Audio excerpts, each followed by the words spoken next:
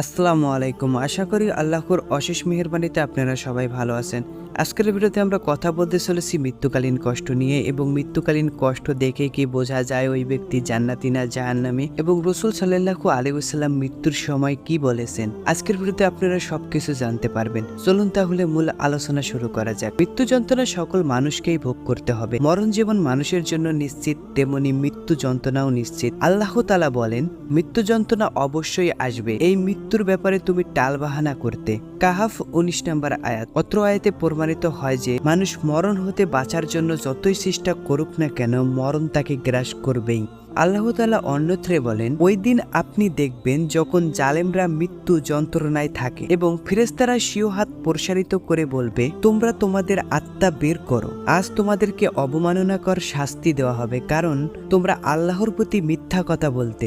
আনআম 93 নম্বর আয়াত। অত্র আয়াত দ্বারা প্রমাণিত হয় যে মানুষ মরণের সময় মৃত্যু যন্ত্রণায় কাতর হবে এবং অপরাধীদের আত্মা শাস্তি দিয়ে বের করা হবে। আয়েশা রাদিয়াল্লাহু আনহা বলেন, আমি রাসূল সাল্লাল্লাহু আলাইহি ওয়াসাল্লামের চেয়ে মৃত্যু যন্ত্রণা কারো বেশি দেখিনি। বুখারী, মুসলিম, মিশকাত হাদিস নাম্বার 1539।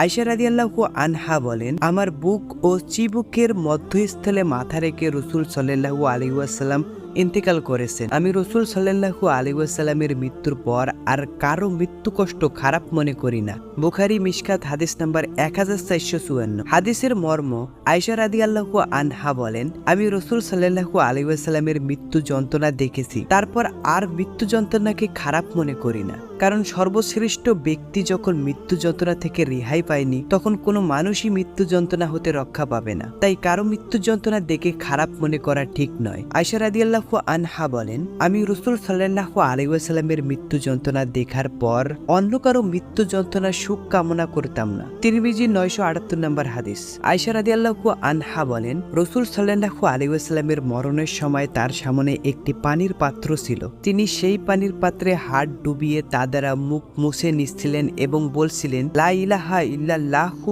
ইন্না লিল মাউতি লা সাকারাত। আল্লাহ ব্যতীত কোনো মাবুদ নেই, নিশ্চয়ই মরণে কষ্ট রয়েছে। তারপর তিনি হাত উঠিয়ে বলতে লাগলেন, হে আল্লাহ, আমাকে ক্ষমা করো, আমার প্রতি দয়া করো এবং আমাকে মহান বন্ধুর সাথে মিলিয়ে দাও। তারপর তিনি শেষ নিঃশ্বাস ত্যাগ করলেন এবং তার হাত ঢুলে পড়ল। বুখারী অধ্যায় রিকাক অনুচ্ছেদ মরণের কষ্ট।